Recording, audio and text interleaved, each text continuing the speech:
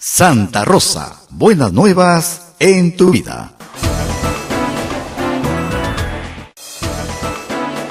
La Sociedad Dominica de Medios de Comunicación, Sodomco, presenta A Pensar Más con Rosa María Palacios. 60 minutos con el análisis de la coyuntura electoral. A Pensar Más con Rosa María Palacios. Buenos días, amigos, en todo el Perú. Ya sabemos quién es el nuevo primer ministro. Así es, nos han dado una fórmula para acertar en Juan, nada más. Es gordito, es joven, es independiente. Es Ismael Soto que nos acompaña. Si no lo saben ustedes, es joven, es gordito, es independiente. Creo que su esposa se acaba de desmayar. Sí. No, señora, es una broma, nos estamos riendo, pero ahora que venía caminando, buscaba yo gorditos jóvenes independientes. Hace mucho frío en Lima, sí. Por si acaso, está todo muy mojado y muy húmedo, como suele pasar en nuestra ciudad. Pésimo día, señora, para lavar la ropa, ni se le ocurra, porque no se le va a secar nada hoy, más bien se le va a volver a mojar, así que, salvo que tengo una buena secadora que no todo el mundo tiene y gasta mucha luz, pero la verdad es que es un día muy oscuro, muy húmedo, muy frío. Dicen, qué pesimistas, ¿no?, que se va a poner peor. Lima no está acostumbrada a sufrir inviernos tan fuertes desde hace 4 o 5 años. Hemos tenido inviernos suavezones. Yo he estado en 28 de julio en manga corta acá, hace 3 o 4 años, cubriendo ¿cómo se llama esta cosa que se pasa el 28 de julio? El mensaje presidencial. Oye, dicho sea de paso, este año podremos hacer desde aquí cosas muy especiales. Sí, sin lugar a dudas. Por una razón muy privilegiada. Radio Santa Rosa está al lado del Palacio de Gobierno, así que podemos tenerlo todo a nivel de suelo. Así es. Desde el mismo, y además no solamente eso, tenemos una torre que no tiene a nadie, desde donde podemos transmitir. Nadie ha transmitido desde la torre de una iglesia, ¿no es cierto? Imagínate, ¿no? Con el panorama de toda Lima y Callao. Todas las tomas que vamos a poder hacer. ¿Ahí encontraremos al gordito independiente? El gordito independiente, ¿no?, va a caminar detrás del presidente. Ajá. Porque una vez que él jure el presidente, el gordito independiente tiene que jurar delante del presidente. Claro. Y luego todos los ministros. Ahora, para que la gente aprenda algo, porque todos los días hay que pensar un poquito más. Uh-huh. En teoría, y esto es bien importante, nuestra Constitución dice que al primero que hay que nombrar es al gordito independiente. O sea, al primer ministro. Claro. ¿Por qué? Porque el presidente recibe la propuesta del primer ministro y la acepta. Entonces, el presidente no nombra un gabinete solo. Esta es una idea que viene del parlamentarismo europeo, ¿no es cierto?, donde es el primer ministro el que forma su gabinete. Así es. Pero está adaptada al Perú. ¿Para qué? Para que el presidente no sea el único responsable. El presidente no es responsable en exclusiva de sus actos. Ojo, siempre firma con un ministro.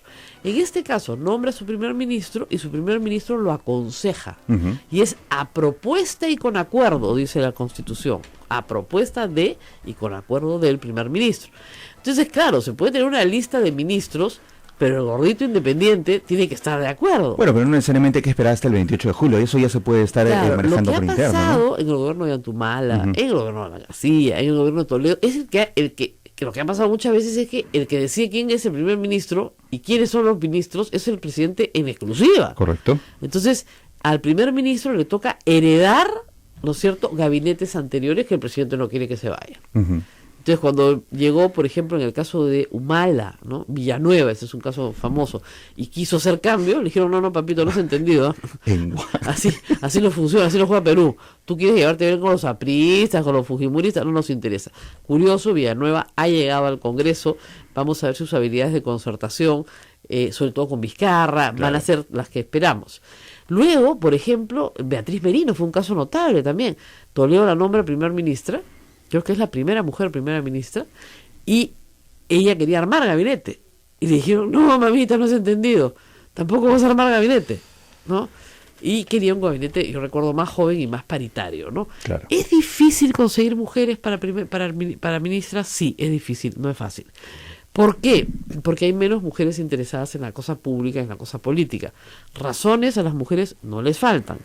es cierto? Yo, por ejemplo, soy una rara ave que no sé por qué me gusta la política, pero no me gusta la función pública. Ayer hablaba con un periodista al que querían tentar con un ministerio y él me dijo una cosa que es verdad: somos periodistas, no políticos. A veces nos vamos un pasito más allá y cruzamos la línea porque es como si usted viera a una persona, no sé, tropezar y estar a punto de caerse al piso. Y usted no estira la mano para pararla. Bueno, ya ahí terminó la intervención, ¿no? Pero luego sí, no hay ningún problema, esa persona sigue caminando sola. Esa es la única intervención que tenemos muy eventualmente. Pero en fin, así están las cosas. ¿Otro chisme te cuento? A ver, cuéntame. A ver. Ya que no quieres contar otros. No, es que no te puedo contar, o sea, no te puedo contar. Sí, me quedo con la incertidumbre. Esa es la típica de la limeña, ¿no? Ay, mira, yo te contaría, pero no puedo. Pero, y ahí cuéntame, ya sé, pero no le digas a nadie, ¿eh? Ya, nadie escucha, claro, nadie escucha. Por favor, no le digas a nadie, ¿eh? O sea, ni a tu marido, ¿eh? Ni a tu mujer, porque si no después yo manco y no sale, ¿ya? No. La verdad es que yo podría decirles nombres si es que lo supiera de la boca del mismo Cuchiqui, que es el único que tiene que decidir. Uno. Y dos, si la persona hubiera aceptado, porque esto es como en el amor, ¿no es cierto? O sea, se hace una oferta amorosa y del otro lado pues se recibe una, ¿no es cierto?, una respuesta amorosa. Pero si no hay amor, no hay posibilidad. A ver, en principio, ¿cuál tendría que ser el perfil de este primer ministro del gobierno de Kuczynski? Una persona con mucha correa política. Correcto. Grandes habilidades políticas y gran correa política. Porque va a tener que aguantar mucho golpe, ¿ya? Y va a tener que aguantar mucho golpe de los opositores del gobierno, que no son pocos, es decir, que son todos. Tanto de la izquierda como de la derecha. O sea, va a tener que tener correa y aguantar golpe. Además, tiene que ser una persona que sepa trabajar en equipo. Un presidente del Consejo de Ministros es un gran coordinador, que finalmente le termina informando al presidente lo que está pasando en defensa, lo que está pasando en interior, lo que está pasando en relaciones exteriores, lo que pasa en qué sé yo, en una huelga que hay en este momento. Por ejemplo, ahorita hay, en fin, una toma en la carretera central. El primer ministro está encima del asunto, monitoreándolo con el ministro del Interior. Les digo, dicho de paso, una protesta, yo no avalo jamás la protesta física de la toma de una vía pública, porque eso implica, ¿no es cierto?, Están quemando llantas, ¿no? No, y no respetar el derecho de los demás. Totalmente, ¿ya? claro. O sea, el derecho de uno termina donde termina el derecho de los demás. Pero sí justifico la protesta, porque estas personas están hartas de que estos famosos chosicanos, que son varias líneas en realidad de servicio de transporte público de Chosica a Lima, manejen como unas bestias y maten gente en la carretera central. Y no tendrían por qué. Miren, entre el semáforo de Santa Clara y el semáforo de, casi llegando a Chosica, yo los he contado, hay 21 semáforos. O sea, tienes que parar. Claro. En una carretera central, claro, la que se supone que es una vía rápida, hay 21 semáforos. ¿Ya? Obviamente se necesita una nueva carretera para el transporte pesado que está saturando, o la alternativa del tren, que es muy importante también, hacer el túnel trasandino y llegar a Huancayo en 2 horas. Pero mientras eso no suceda, esta es una zona urbana, completamente urbana. No era urbana cuando yo era una niña, ¿no? Donde efectivamente había la campiña de Lima, si quieren, era de Lima Chosica. Ya no, es una zona absolutamente urbana, donde hay colegios, donde hay vivienda, donde hay mercados, donde hay toda la entrada de Huaycán. O sea, ahí hay una protesta legítima. No digo que sea legítimo tomar la vía pública, no me malentiendan, porque la vía pública no se puede tomar, es delito, atenta contra el derecho del prójimo, ¿ya? Pero sí me parece legítimo que la gente reclame un servicio de transporte que no lo mate, ¿ya? Porque la vida es primero y es el primero de todos los derechos fundamentales. Bueno, regresando a otro chisme, Ismael. Sí, vamos. Bueno, les cuento. Pero esto es parte del trabajo que hay que cumplir, ¿ah? Por supuesto. O sea, como lo del avión ayer, por ejemplo, que nuevamente obstruyó la pista de aterrizaje, ¿no? Es que tenemos una sola pista en el aeropuerto. Cuando ya está todo listo para construir la segunda pista, ya expropiaron los terrenos, ya los liberaron, ya están listos, ya están los terrenos entregados al concesionario, tiene que hacer la segunda pista. El aeropuerto está saturado. Mañana parto a Arequipa y saludo a todos mis amigos de Arequipa, de unas pequeñas vacaciones que no he tenido hace tiempo. Ustedes comprenderán, la campaña ha sido... Yo de verdad, desde que empezó la campaña en enero, no has parado. No he parado. Claro. Nada. En febrero, digamos, empezó lo fuerte, ¿no? ¿Y te vas a Arequipa a buscar que algo de solcito? No creo que haya mucho sol. A por buscar ahí, ¿no? sequedad, hijo. Ah, ya, por la humedad. Acá obvio, hay sí. 99% de humedad. Somos anfibios. Dios cuando hizo esta tierra dijo, bueno, acá van a vivir pescados. ¿Ya? Porque no. Yo a veces pienso, Diosito, pues un poquito de balance, ¿no? O sea, nos hubieras puesto, pues, no sé, 75 humedad, yo conforme, ¿no? Pero 99, 98, ¿no? Ahora, en fin, un día vamos a invitar al señor Levy para que nos explique qué quiere decir 99% humedad, porque hay gente que dice, pero entonces todo es agua. No todo, pero cuando te metes a la cama, por ejemplo, en la noche, es como si te metieras a una piscina, pues, porque las sábanas están mojadas. Sí. ¿Ya? En otras partes del mundo no es así, ¿no? Y como en Lima no hace tanto frío, ni hace tanto calor, no usamos calefacción. Entonces caminamos dentro de nuestras casas con abrigo, con chalina, con gorro, dentro de la casa, ¿no? Dense cuenta, hagan una pruebita, salgan a la puerta de su casa y miren el piso, cómo está afuera. Está húmedo. Húmedo, como si le hubieran echado agua. Es un tema así. Como si hubieran baldeado. Y eso está sucediendo en sus pulmones también. Es básicamente lo mismo. Es que no quiero ni pensar en la imagen porque mis pobres pulmones han sido tan maltratados por este clima. Pero hay que decir una cosa, en beneficio del cutis de todas las mujeres. La humedad hace que la limeña no se arrugue. ¿Ah? Solo se enmohece. Ahora, regresando a lo que te iba a contar. Los ministros, bueno, vamos a ver, como te digo, un gran coordinador político es el presidente. Se llama, además, una cosa, es un nombre largo, presidente del Consejo de Ministros, que antes tenía cartera siempre, ahora casi nunca tiene cartera porque en realidad tiene mucho trabajo. Claro. Es un gran coordinador. Y además es un gran consejero político. O sea, es el que le dice al presidente, mira, vamos a hacer esto en este tema, este es el camino o esta es la iniciativa que tenemos que tomar. Ese gran consejero político, con gran cintura, porque tiene que tener gran cintura política, tiene que ir al Congreso muchas veces, va a tener que ir al Congreso muchas veces. ¿Por qué? Porque este Congreso va a tratar de interpelarlo una y otra vez. Entonces va a tener que gastar mucho tiempo en la relación con el Congreso.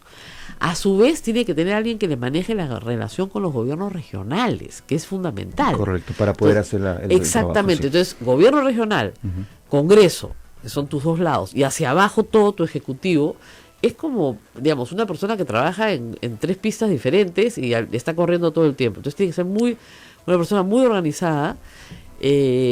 No necesita un gran aparato, lo que necesita es una gran capacidad de tomar decisiones muy rápidas durante todo el día, para que otros ejecuten, otros ministros, otros sectores. Además, PCM tiene asignada una serie de funciones propias, o sea, todo lo que es resolución de conflictos, por ejemplo, está en PCM. Claro. ¿Ya? Entonces, eso implica que sea una persona también que pueda ser bien recibida en una comunidad aguajún y pueda ser bien recibida por la bancada de oposición en el Congreso. ¿Qué tal chamba? Es un chambón, o sea, ser primer ministro, y yo no sé cómo Pedro Cateriano no se ha envejecido 200 años haciendo esa chamba en los últimos 2 años, que ha sido uno de los primeros ministros que más ha durado, pero es un trabajo difícil, incomprendido. El presidente se va a molestar contigo muchas veces, tus compañeros de gabinete se van a molestar también, ya, ese es tu primer circo, ¿no? Luego las regiones se van a molestar contigo, luego el Congreso se va a molestar contigo, circo 2, circo 3, y finalmente la opinión pública. Tienes que ponerle buena cara también a los medios de comunicación. Por ejemplo, hoy día en la mañana, Pedro Cateriano publicado, la ley de búsqueda de personas desaparecidas se ha publicado hoy en El Peruano, ¿ya? Porque hasta ayer todo el mundo le decía al presidente que debía observar. Sí, la va a observar. No la ha observado, ya la publicó. Claro. Ya, como esto, déjenme en paz, ya está publicada. Es una buena ley que se va a tener que aplicar en el próximo quinquenio y yo estoy segurísima que Pedro Pablo Kuczynski la va a apoyar. Aunque cuesta mucho dinero, se puede ir haciendo poco a poco, ¿no? Como ustedes saben, bueno, los cálculos no son exactos, 15.000 personas desaparecidas, o sea, 15.000 personas que no han podido ser enterradas por sus deudos, para ponerlo de una manera muy simple, y que sus deudos quieren enterrarlas, que saben dónde están muchas veces, en fosas comunes, en lugares de entierro, en todos los Andes peruanos. Entonces ese es un gran tema. Bueno, mi chisme, porque si no termino. A ver. 8:14, llegó nuestro productor. Bueno, pobrecito, ha venido en patines, pues. Está con zapatos de GB, me parece. Sí, yo creo que se ha caído varias veces. Ha sido como, ¿viste el partido de fútbol ayer? Que el argentino se cae detrás de la baranda, igualito se ha caído para llegar, pobrecito. Bueno, el tema es el siguiente. El día domingo, Daniel Llovera, que ha trabajado conmigo ex Radio Santa Rosa, también formado acá por Abel hace muchos años. Es un gran investigador. Mire, yo he trabajado con él, es una persona muy paciente, muy curiosa, va a los detalles, no te suelta una nota que no haya podido corroborar 1 y 100 veces, pregunta. Entonces, después de una investigación larga, porque esto no lo ha hecho un día, y trabajando con Edmundo Cruz, otro gran investigador de la República, nuestros vecinos, Edmundo Cruz ya es, miren, ya está dedicado a la docencia en realidad, porque casi está retirado, tiene muchísimas investigaciones encima, entre ellas las de la Cantuta, por ejemplo, y otras más.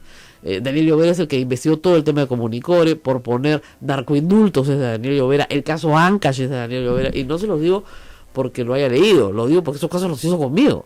Entonces, con mucha paciencia, ha logrado establecer las relaciones entre los hijos de Alberto Fujimori, Hiro y Kenji, ¿no es cierto?, y dinero que viene de Japón, a través de una transnacional y de un socio con base en Canadá, filial de esta empresa japonesa, que envía dinero al Perú. O sea, fíjense, eso ya es raro. Claro. ¿Ya? Que una transnacional japonesa se asocie con una pequeña empresa de almacenaje en el Perú, teniendo esa transnacional japonesa 0 negocios en América del Sur, es raro. Y que tenía deudas encima. Así es, que el señor que sea socio, el representante de esa empresa japonesa, en realidad es un americano, se pase 3 horas en la de Iroes conversando con Alberto Fujimori, es raro, ¿no? Antes de concretar la operación.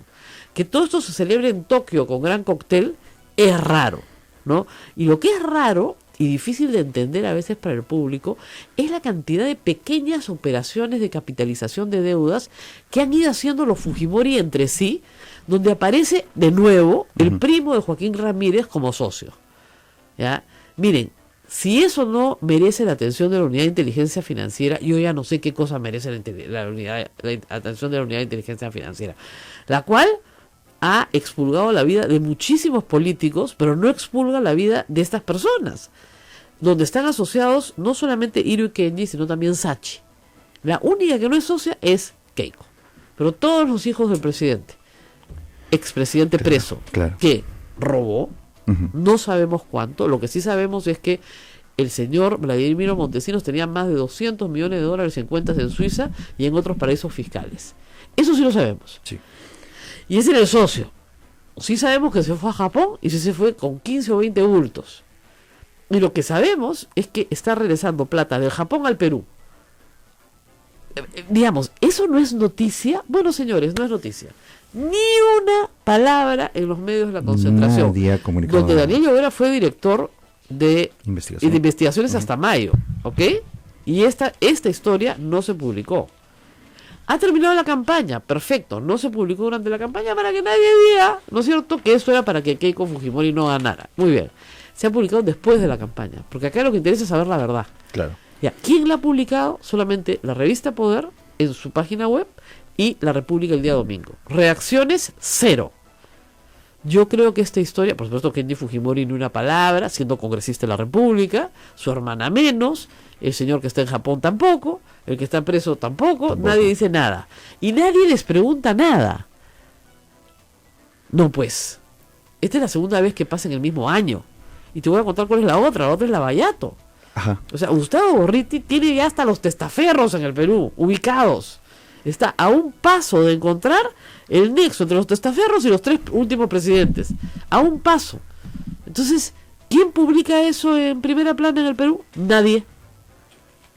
O sea, el 80% de la concentración no publica una línea de Lavallato, no publica una línea de los negocios de Keiko Fujimori, no mentira, de Kenji y de Hiro Fujimori. ¿Por qué? Y es el 80% de la prensa concentrada. Entonces, esta es una radio pequeña, pero sana, y va a seguir hablando de cosas que son importantes sobre corrupción, porque estamos hartos de la corrupción, porque donde nos escuchan en Chimbote están hartos de la corrupción, nos escuchan en Arequipa, nos escuchan en Puerto Maldonado, nos escuchan en Puerto Maldonado, donde había corrupción, pero a morir, ¿no? Y donde la corrupción ha significado una desmejora del nivel de desarrollo de los maternitanos, así se dice, los naturales de Dios, grave. Entonces, todo el Perú, la convención que llamaba, donde nos escuchan, ¿no están acaso hartos de la corrupción? Estamos hartos, pues. Y no podemos vivir en un plan en que todos son corruptos. Entonces ya es buena hora que se investigue a todos los que son y que se les procese por lo que han hecho.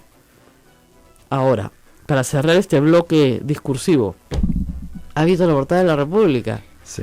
Ya no sabes, los que nuestros amigos en provincias que no ha llegado el periódico todavía, uno no sabe si reírse o que le dé vergüenza ajena. Sí, el fiscal ha usado a un mitómano para acusar a Nadine Heredia. Es un mitómano conocido. Ya conocido en Colombia y en Ecuador, ¿no? Sí. Así es. Es conocido en Colombia y Brasil por inventar historias relacionadas a Hugo Chávez. O sea, es un mitómano conocido, como dicen, loquito del barrio. ¿Ya? Ese es su, como es testigo protegido, el ¿no? Testigo clave, ¿no? El testigo clave. El falso militar venezolano, ¿no? Además, claro, que decía que era militar y resulta que no es militar, para empezar. Sí, pues. ¿Ya? Ese es el que ha mandado a Nadine Heredia al, ¿cómo se llama esta cosa? Al impedimento de salida. Y con el juez, que parecía fiscal, sí, efectivamente, pero si está probado. Entonces tú dices, ¿esta gente toda se volvió loca? ¿No vas a agarrar a un mitómano para detener, para impedir la salida de la esposa del presidente? ¿A un mitómano? O sea, ¿qué le pasó al Ministerio Público? ¿En qué momento se perdió? O sea, ¿acaso los fiscales no tienen experiencia profesional para darse cuenta cuando tienes un testigo? Oye, por Dios, acá en la puerta nos damos cuenta, como decimos, cuando tenemos un loquito o cuando tenemos un testigo. Al loquito se le abraza, le dice, sí, mi amor, ya todo va a salir bien, tienes que tomar tu pastilla. ¿No? No se le dice, pasa por favor y nos vas a dar un testimonio. Bueno, supone que Boyer es quien habría entregado a Juárez la supuesta carta de Hugo Chávez, que sea la prueba contundente. Claro, ¿no? La que sacó, ¡ay, una carta de Chávez! Oye, hasta los niños de colegio, yo no dije nada, pues ya, que la gente se ría sola. Pero esto, como digo, no sé si da vergüenza ajena o da risa. Es un mitómano. Y es un mitómano conocido en todo sentido, porque es el que ha provocado un escándalo en Colombia, ¿no? Y en Brasil. O sea, no es algo aislado. Claro, como te digo, loco del barrio. Por Dios. ¿Qué le pasó a este fiscal Juárez? O sea, ya tienes que estar realmente desesperado o haber recibido una orden de hacer daño a como dé lugar y que saques pruebas de donde sea. Y lo mismo el juez, que les digo, yo nunca he visto un juez que actúe de manera, ¿cómo te explico?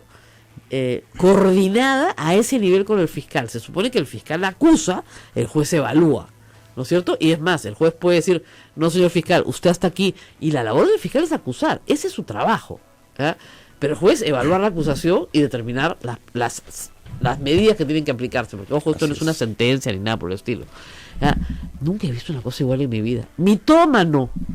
Ya, lo único que me faltaba. Nos vamos a la pausa, que tenemos mucho por contar. Hay muchos temas, nacionales e internacionales también, porque algo ha sonado hoy día, esta mañana, que ha revestido a toda la información. El gobierno y las FARC en Colombia han logrado un histórico acuerdo para el cese de conflicto, ¿no? Qué bueno, porque hace meses, digo, si no años, que se viene discutiendo, pero esta vez ya tomó forma, y vamos a hablar de eso también. Y también vamos a hablar con un gordito, que es joven, y es independiente. Nuestro productor. No, mentira, vamos a tener una llamada telefónica, no vamos a decir con quién, porque sabemos que es gordito, joven y es independiente. Vamos a la pausa y volvemos. Ya salió tu revista cultural Ondas de Radio Santa Rosa. Teñida con su misión evangelizadora y la frescura de sus artículos, entrevistas, comentarios e imágenes a todo color. Ondas, cruzando fronteras, siempre presente en los acontecimientos cívico-religiosos de nuestro país.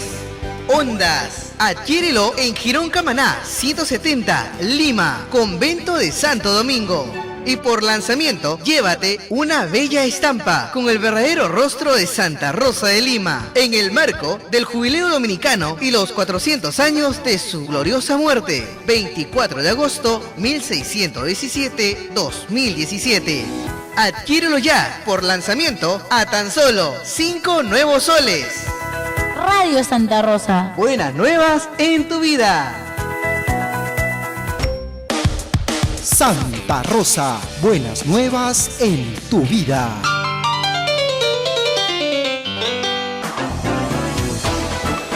Esto es A Pensar Más con Rosa María Palacios. El saludo para nuestros amigos aquí en Lima de Radio Santa Rosa, Radio Santo Domingo en Chimbote, Radio San Martín Arequipa, Radio Veritas RTV en el Cusco, Radio Cepagua, Ucayali, Radio Quillabamba La Convención, Radio Madre de Dios en Puerto Maldonado. Bienvenidas a todas las emisoras que integran la Sociedad Dominica de Medios de Comunicación que produce A Pensar Más con Rosa María Palacios. Qué lindo habla Ismael.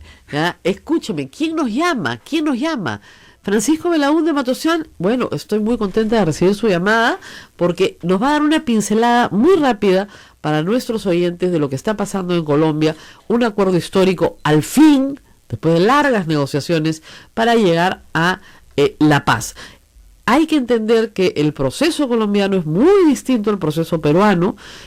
Ahí se le ha logrado, digamos, un equilibrio entre el Estado y las fuerzas rebeldes que ha obligado a sentarse a la mesa de la negociación a ambas partes. Francisco, muy buenos días. ¿Qué tal, Rosa María? Encantado de estar en tu programa. Bueno, ¿qué significancia tiene este acuerdo? Las FARC están luchando, digamos, creo que 50 años en el monte contra el Estado colombiano, aproximadamente. Bueno, es realmente un acontecimiento extraordinario, ¿no? Sobre todo que viene en un momento en que parecía, digamos, que en algún momento ha sido una negociación muy larga, ¿no? Y han habido momentos de tensiones por discrepancias, en particular por el tema de lo que se llama dejación de armas, la reintegración de la FARC a la vida política de alguna manera, y es realmente muy importante, ¿no? Y además en un contexto también en que en general la opinión pública colombiana en su mayoría ha estado siempre muy escéptica con respecto a estos acuerdos, ¿no? Es una cosa que aparentemente las FARC no terminaban de procesar, digamos, su impopularidad con respecto a la población, ¿no? Bueno, finalmente se ha llegado a este acuerdo que es realmente es un gran acontecimiento. Ahora lo que se espera es que vaya a producirse lo mismo con el Ejército de Liberación Nacional, pero eso tampoco está bastante más complicado aparentemente por todas las noticias que han estado ocurriendo últimamente, ¿no?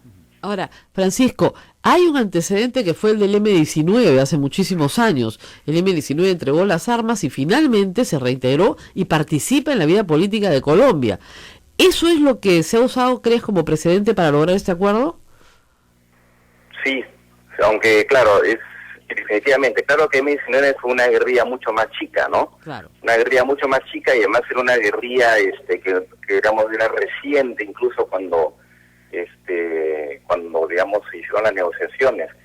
Y lo que se espera además, porque en el caso del M-19 también, una vez después de las negociaciones, lamentablemente en esa época todavía existían los grupos de digamos autodefensa, estos grupos paramilitares que se dedicaron a asesinar a algunos de los líderes o incluso varios de líderes del M-19 que habían pactado la paz, ¿no?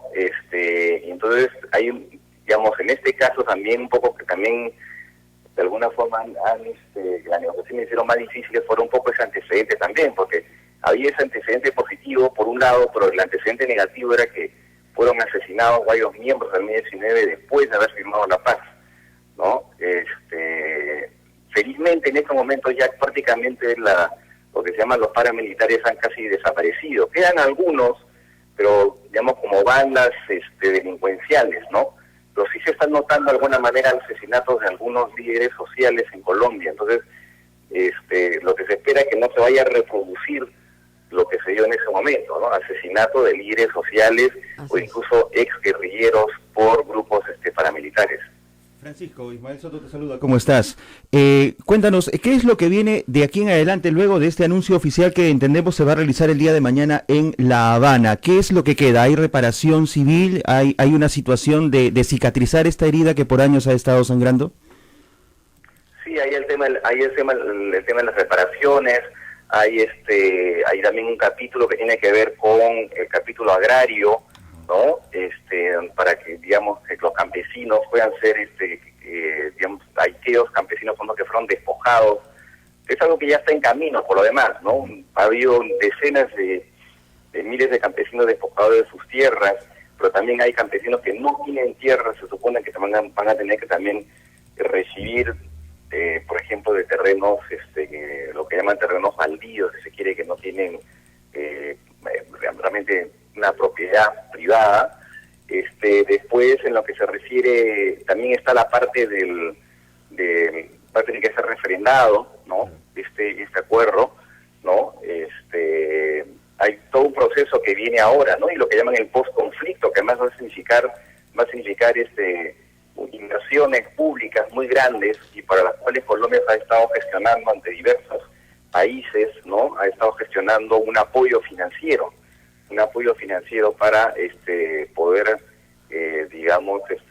realizar todas las inversiones que requieren, ¿no? Sobre todo en materia social, ¿no? En materia de infraestructura en lugares alejados, afectados por la guerrilla, ¿no?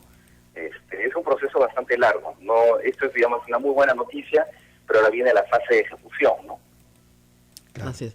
Bueno, muy bien, muchísimas gracias a Francisco Belaunde por estas pinceladas de lo que ha sucedido y lo que vendrá, y vamos a estar, por supuesto, en contacto cubriendo esta importante noticia para la región. Muchísimas gracias por haber estado y muy buenos días.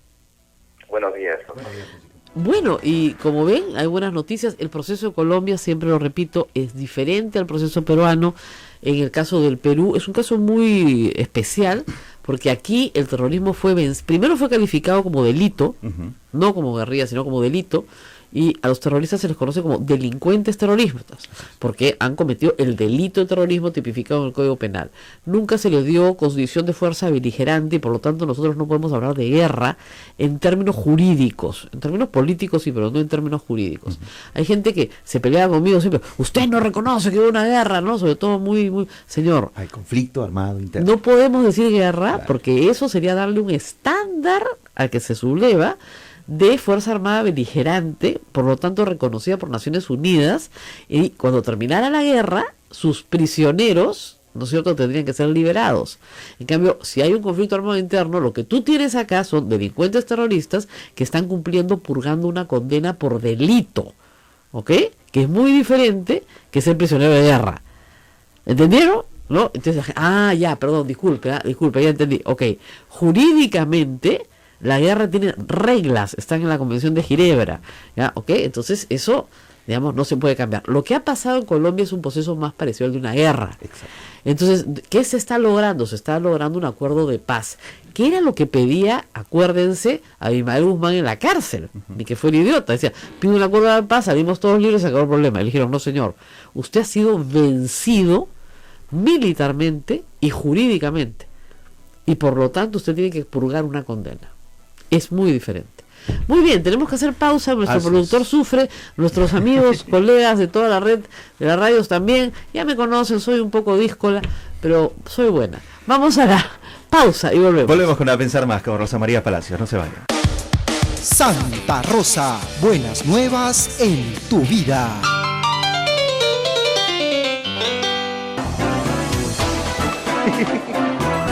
Bueno, estamos en comunicación con el congresista Juan Pari, congresista de la República. Vamos a hablar con él de dos casitos.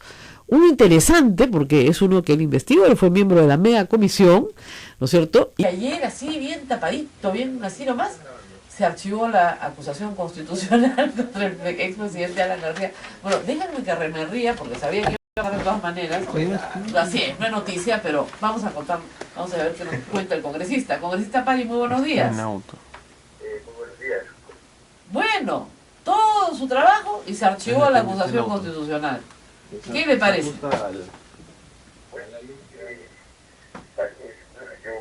Se esperaba, como usted dice, se esperaba esto, el hecho de ponerlo al filo ya de cierta la legislatura, un tipo de acusación de este tipo que de verdad que merecería un mayor análisis, no se esperó. Sí, claro, pero como usted ve, se escapa una vez más. A partir del 28 de julio de este año, el expresidente Alan García ya no tiene beneficio de antejuicio y se le puede procesar como a cualquier civil en el Poder Judicial. ¿Usted cree que esta denuncia puede presentarse en el Poder Judicial para que sea investigada? Debería presentarse. Debería, pues, pero ¿cómo haríamos? Tomarlo ya como un asunto ya de oficio, ¿no? Claro, pero cada vez que se le investiga de oficio, le archivan todo. Bueno, en todo caso, desde mi punto de vista, es el resultado y el efecto de todo un trabajo que hizo Ana García de colocar gente muy clave, muy proclive a lo que se dice, ¿no? Ahora, digamos, para que refresquemos la memoria a nuestro público, ¿esta acusación constitucional de qué versaba, la que se ha archivado? Bueno, en primer lugar es el tema de que un presidente no puede hacer admitir al imperio y la prerrogativa de que una persona puede, o un presidente puede hacer el uso de que puede indultar o puede conmutar la pena que le da la gana, sino tiene que darse dentro del marco de la Constitución y en el marco de la ley. Claro, pero digamos, ese era el tema central, pero hay otros temas, narcoindultos, por ejemplo. ¿Eso no se va a discutir nunca más? Yo creo que la sociedad y el país ha dado su veredicto. Bueno, ese es político. Más allá que los procedimientos formales de la ley. El país le ha dicho, no señora Ana, usted no puede seguir dirigiendo. Ese es un castigo político claro, importante. Y el señor Ana García no puede escaparse de la mirada del país. El país ha contemplado. Estamos de acuerdo con eso, congresista Pari. Yo creo que un castigo político es un castigo importante para un político. Pero hay un proceso que debería abrirse sobre asuntos que la mega comisión investigó y que están ahí, ¿no? Ahora, para ponerle un paralelo, digamos, esto no se hace. A la señora Heredia, según la República el día de hoy, le han puesto un impedimento de salida sobre la base de un testimonio dado por un mitómano conocido en América Latina. O sea, ¿cómo se explica eso? Por más mal que les caiga a la gente, a mí, a todos los demás, la señora Heredia, por más mentirosa, soberbia, lo que fuera, ¿no es cierto? Es un ser humano y tiene derechos constitucionales, ¿no? Pero, ¿qué pasó ahí? Bueno, eso denota que la justicia maneja las cosas como le parece, ¿no? Entonces, espero que haya las conexiones debidas. En todo caso, yo creo que nadie debe ser excluido, nadie debe tener corona. Y el señor García, de tanto cantar, no soy el rey, parece que sé tener la corona social. Eso no siempre dura, ¿no? La justicia, la verdad no siempre no se puede ocultar. Eso siempre florece. En todo caso, yo creo que en la historia castiga más. El castigo político para un político es mucho más fuerte. En todo caso, yo creo que esos son los elementos fundamentales que el país ha entendido que sí ha habido anomalías, que sí ha habido Bueno, pero entonces pues no sé, quedamos claros en que lo que ha pasado en Fiscalía pues es bastante extraño, por decirlo menos, ¿no? Yo no sé si me da risa o vergüenza ajena, pero digamos que un mitómano conocido, que además me están mandando por Twitter unas declaraciones sobre este sujeto de Mauricio Mulder del 2007, diciendo que es un farsante conocido. Entonces, no entiendo cómo un farsante conocido puede hacerse pasar por militar venezolano, que nunca ha sido, y con esa prueba, ¿no es cierto? Y algunas cositas más, según el fiscal hay más cosas, pero esa es la prueba que presenta en la audiencia 14 horas, a una persona le restringen su libertad. No entiendo. Mañana se la restringen a usted con otro mitómano. Habría que preguntarle al juez, ¿no? Entonces, porque si hay otro tipo de argumento mucho más fuerte que esa carta, en todo caso es una decisión que hay. Pero también así como se cuestiona una acción de un personaje de ese cuestionamiento que hay frente a otros casos, frente a archivamientos, frente a... Bueno, muy bien, muchísimas gracias, congresista Pari. La verdad que lo estamos escuchando muy lejitos, ¿no? poco desanimado. Un poco desanimado, ¿ya? Bueno, está terminando la legislatura. Le agradecemos mucho su participación en esta y en otras causas. Gracias por estar con nosotros. Me dicen que se escucha un poquito mal nuestra radio en San Isidro. AM no se capta tan bien. Así que a todos nuestros radioescuchas que estén preocupados, váyanse a la web. En la web nos escuchan divino. Agarren su celular y si no se han bajado el app para AM, porque muchos no se lo han bajado, váyanse a la web www.santarosa.com.pe radiosantarosa.com.pe o cualquiera de los links de las emisoras. Exactamente, en todas las emisoras dominicas, todas tienen página web, en todo el Perú. Somos grandes, no vayan a pensar, nos hacemos los chiquitos, pero somos grandes. Entonces, ahí nos pueden escuchar con mayor precisión, así que por favor, en caso de que esto está sucediendo. Otra noticia que tenemos mientras esto ocurre, porque acá las cosas ocurren a toda velocidad, es que la llovizna en Lima está generando algunos accidentes de tránsito, que es normal, pero penoso. Entonces, en La Molina, sobre todo, me indican acá que han habido varios accidentes de tránsito y hay una congestión vehicular tremenda en la vía de habilitamiento entre el separador industrial y el trébol de Monterrico, ¿no es cierto? Además, se ha volcado una camioneta en la Costa Verde. Así es. ¿Ya? Entonces, circuito... En Hacho también está en Hacho, sí. Circuito de playas, el tránsito es súper lento, entre la bajada de Agua Dulce y Balta con rumbo a San Miguel. Así que, por favor, si ustedes nos están escuchando, eviten esas zonas ahorita, porque está muy difícil, incluso para acceder desde la vía, a la vía expresa desde la Costa Verde. ¿Ya? Bueno, acá alguien me pregunta, ¿alguien sabe qué está pasando en la zona del Óvalo, Monitorio y el Jockey? Es el fin del mundo, está lloviendo. Cuando llueve, lamentablemente, las pistas de algunas zonas de Lima están tan mal hechas que resbalan. Ese es el colmo, ¿no es cierto? Y pierdes un poquito el control del carro, hay un pequeño choquecito, bueno, a veces la gente corre y hay un gran choque, entonces eso hace que finalmente todo el tránsito se atraque. Si usted no puede salir, no salga, ¿ya? No tiene que salir, no salga.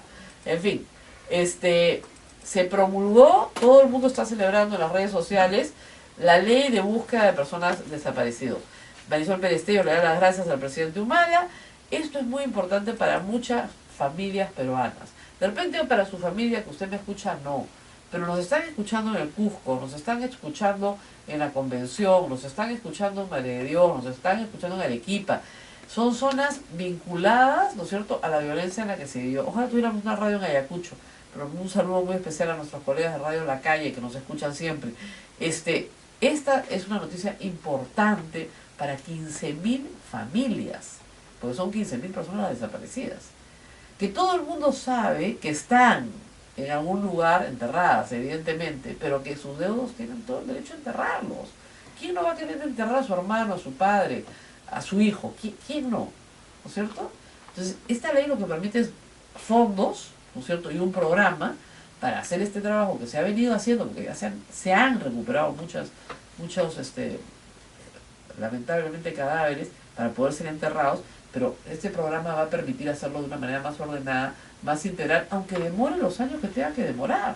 Esto permite a que estas personas puedan cerrar esa herida que ha quedado abierta por tantos años, ¿no? Es bien sencillo. Ustedes ven a una persona, al día siguiente no la vuelven a ver más. Imagínense. Entonces, tu psiquis no la enterró, pues. Y que no haya una justificación como un accidente o como una enfermedad o algo así, ¿no? Así es. Entonces es complicado. Entonces, vamos con más información, pero me piden una pausa nuevamente. Nuestro productor hoy día está muy contento porque lo he obedecido, pero disciplinadamente. Nos vamos a la pausa y volvemos. Esto es A Pensar Más con Rosa María Palacios. No se vayan, volvemos. Esto es A Pensar Más con Rosa María Palacios, 8 de la mañana, 50 minutos desde Lima y para el Perú entero a través de las emisoras que integran la Sociedad Dominica de Medios de Comunicación, Sodomco. Llevándoles calor desde Lima. No hay forma de dar calor desde Lima. Y este es Ismael Soto que me acompaña con la voz más bonita de la radio peruana. No, de verdad, de verdad. Y además es un chico multifacético porque sabe hacer todo. No, ¿cómo se ríe? Todo sabe hacer.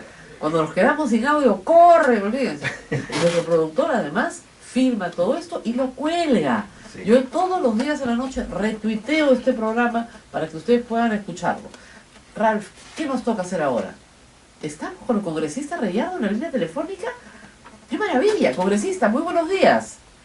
Hola Rosa María, ¿cómo estás? Buenos días, qué gusto escucharte. Bueno, usted es joven independiente, pero no es gordito. Podría engordar un poquito. Podría engordar un poquito. Están buscando un primer ministro que sea joven, independiente y gordito. Sí, algo he escuchado al respecto. La verdad que cada vez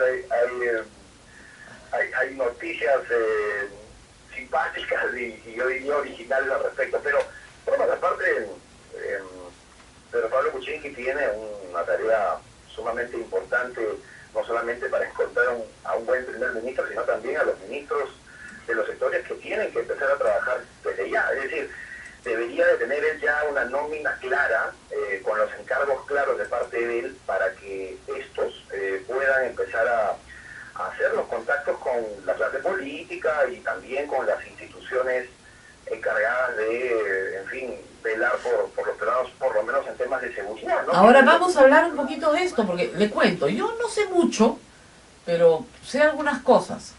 Sé que están buscando un ministro del Interior porque Gino Costa no puede salir del Congreso. No van a dar, por lo menos al principio, ¿no es cierto?, la posibilidad de desmantelar la bancada. Gino Costa es un hombre que tiene mucho manejo político, tiene experiencia política y lo quieren en el Congreso. Hasta esta hora no se ha decidido quién va a ser ministro del Interior. Están ellos operadores políticos en el Parlamento. Yo he estado 10 años ahí y te digo que eso es totalmente necesario en un gobierno que recién comienza. Así Entonces, es. tiene una lógica clara el pretender que no solamente Gino Costa, el propio Carlos Cruz, Juan Cheput, que son parlamentarios ahora electos y que son personas con trayectoria, necesitan tenerlos ahí en el primer De acuerdo. ¿Usted aceptaría ser ministro del Interior? Sí, Rosa María, yo no voy a negar que este es un encargo de mucha importancia y de mucha responsabilidad, pero creo que cuando a uno lo convocan para este tipo de, responsabilidades mayores, uno tiene que asumirlas y por supuesto con las condiciones, entiéndase, condiciones buenas para el sector, las condiciones del caso, ¿no? Ya en una oportunidad, en 2 oportunidades he tenido una invitación de parte del actual gobierno, pero lamentablemente no se pudo llegar a ningún acuerdo porque evidentemente las condiciones creo que el gobierno no... Claro. Ahora, se dice lo siguiente, no sé si usted ha podido leer el plan de seguridad de Peruanos por el Cambio, que fue muy bien evaluado, pero se dice que usted no está de acuerdo con ese plan de seguridad, ¿eso es verdad? No es cierto. Lo que sucede es que este es un plan que está basado en un poco en lograr metas de acuerdo a los indicadores que incluso están establecidos en el plan del quinquenio que fue aprobado ya hace un par de años. Y eso está muy bien. Yo creo que hay que siempre tener indicadores para que estos sean logrados y superados. Sin embargo, la parte que a mí no me termina de convencer de parte del plan de Pedro Pablo Kuczynski es en lo que se refiere a medidas a corto plazo. Yo creo que hay que tomar medidas a corto plazo, medidas drásticas, medidas necesarias, que en los primeros 90 días empecemos a decirle a la población que se está empezando a actuar. Claro, pero ya se hizo... Yo no he encontrado ni en el propio plan de Pedro Pablo Kuczynski, ni tampoco en el de Keiko Fujimori, que fueron los 2 candidatos que... Claro, que ganaron. Pero, congresista, pero esto de la espectacularidad de los primeros 90 días ya lo hizo el señor Urresti, ¿no? Y es un poco fuegos artificiales, ¿no? Fuerzas Armadas en las calles, fusiles, operativos las 24 horas del día, requisas, pero eso es populismo penal, si se quiere, pero pasan los 90 días y estamos en las mismas. Si es que no se hace el trabajo de base, el trabajo de fondo. Entiendo que ha propuesto Gino Costa, ¿no? Pero no es suficiente. Hay cosas, reitero, de medidas drásticas que hay que tomar desde el primer día, ¿no? Y que algunas de estas ya han sido comentadas inclusive por muchos medios de comunicación. Claro, pero las cosas drásticas que duran 90 días se acaban, ¿no es cierto? Por ejemplo, Policía Nacional, corrupción dentro de la Policía Nacional. No podemos combatir el crimen si el crimen está dentro de la Policía Nacional, ¿no es cierto? Entonces, ¿qué hacer frente a eso? Si no es purgar la Policía Nacional. Para la policía, que además nosotros en el plan nuestro, como Perú Patria Segura, lo consideramos, lo incluimos, que se hizo en Colombia. Yo creo que cuando hay experiencias exitosas, Rosa María, hay que imitarlas y mejorarlas inclusive. Y en el aspecto policial en Colombia se hizo algo en etapas que a mí me generó un reconocimiento y por supuesto que lo podamos replicar aquí. Hay que recordar que cuando el presidente Uribe asume funciones, la policía colombiana era la institución de menos credibilidad en este hermano país. No solamente de Colombia, sino de la región. Recordemos pues las vinculaciones que había entre mandos policiales con jefes de cárteles del narcotráfico y todo ello que los dejaba muy mal parados como institución. Entonces, ¿qué se hizo? Se hizo un plan. El primer plan fue, digamos, darles las remuneraciones que ellos merecían, que es parecido a lo que sucede hoy en nuestra Policía Nacional. Y entonces crearon un impuesto que se obtenía de las empresas privadas que invertían en infraestructura pública, destinaron el 6% de esas inversiones que se realizaban en obras pues, de gran envergadura, puentes, carreteras, hidroeléctricas, etcétera. Se destinó el 6% y ese fondo, porque se creó un fondo a partir de eso, recaudó en aquel primer momento alrededor de $1.000 millones al tipo de cambio. Y hasta hace un par de años recauda, porque esto continúa, este fondo, $7.000 millones. Y este fondo es administrado incluso de forma mixta entre público y privado. Evidentemente hay que cambiar también la legislación y eso requiere algún acuerdo en el Parlamento o pedir facultades, que es algo que yo estoy planteando. Y entonces, desde que se creó ese fondo, eso fue en favor de las remuneraciones de la policía y también de la logística de la policía. Entonces había que levantarles la moral. El siguiente paso fue a los pocos meses, si no me equivoco a los 6 meses, que fue una gran poda policial. Eso. Ahora, en eso, ahora le digo, congresista, en eso está absolutamente alineado el plan de Dino Costa, eso es lo que quieren hacer.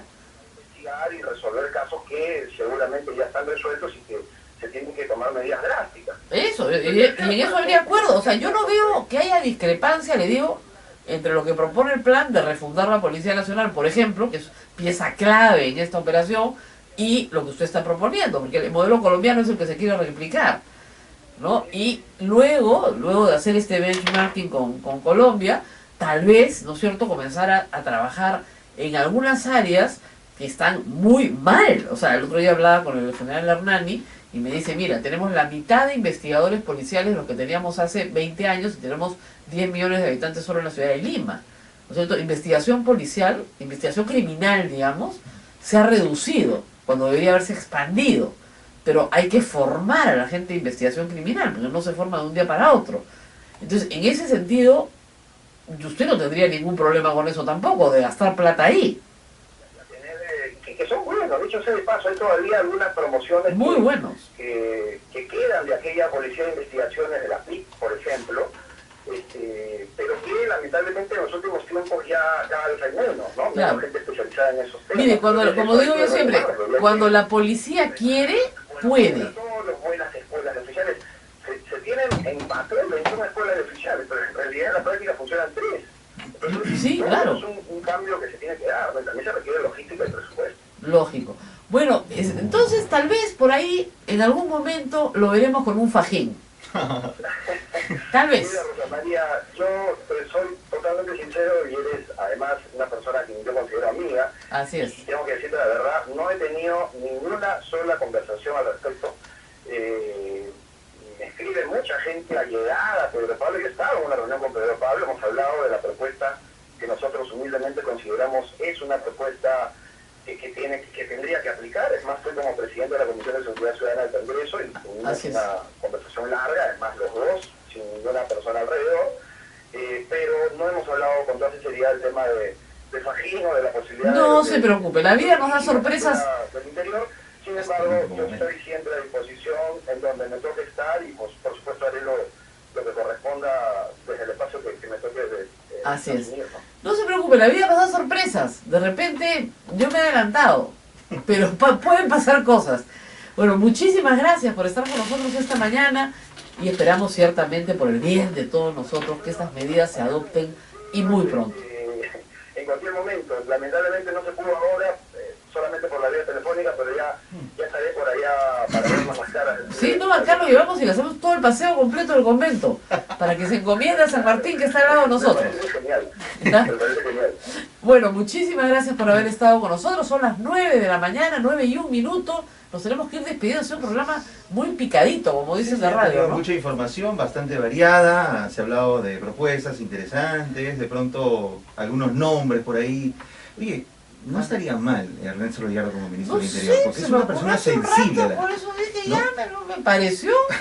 Ahora, sí tiene que alinear su plan con el plan de PPK.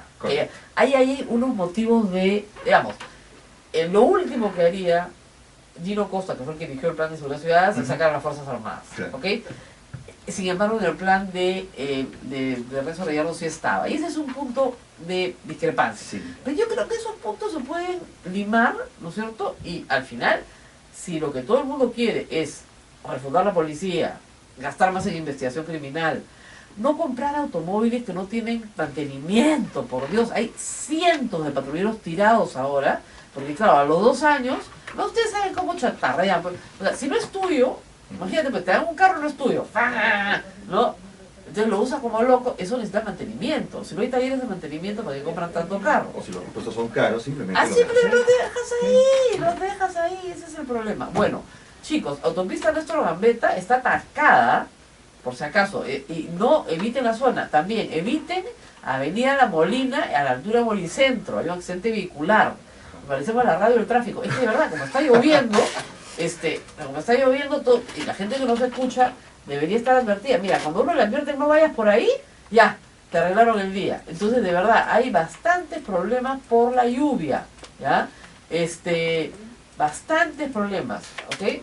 Bueno, el señor Ollanta-Humala, presidente de la República, acaba de tuitear: Gobierno promulga la ley de búsqueda de personas desaparecidas en el afán de dar justicia a las familias afectadas por la violencia. Bravo, así tenía que ser. Ha demorado bastante, había gran preocupación, pero está. Y la otra cosa que hay que decir, que publica El Comercio en primera plana, antes de irnos, es que las cifras, ¿no es cierto?, de desarrollo del Perú, no solamente es PBI, son indicadores de desarrollo, ¿ya? ¿Okay? Que saca Naciones Unidas. Están muy buenas, mucho mejor de lo que todo el mundo pensaba, lo que confirma que nuestro ancestral pesimismo, ¿no es cierto?, es superado por la verdad. El PNUD ha presentado el informe multidimensional, que tiene 27 indicadores, ¿ya? Y el país tiene 15 de 27 indicadores por encima de lo esperado para su nivel de ingreso. O sea, los indicadores que tenemos son mejores que el nivel de ingreso que tenemos. ¿Quiere decir eso qué? Tenemos más desarrollo, más salud, más educación, más justicia, pero poca plata en el bolsillo. Ese es el problema. Bueno, nos tenemos que ir, pero mañana volvemos, ¿ah? No se preocupen, vamos a volver con un hombre joven, independiente y gordito. De todas maneras, Ismael Soto, nuestro primer ministro acá en Radio Santa Rosa. Así es, cuídense mucho, nos encontramos mañana a las 8 de la mañana aquí en A Pensar Más con Rosa María Palacios. Chao, chao.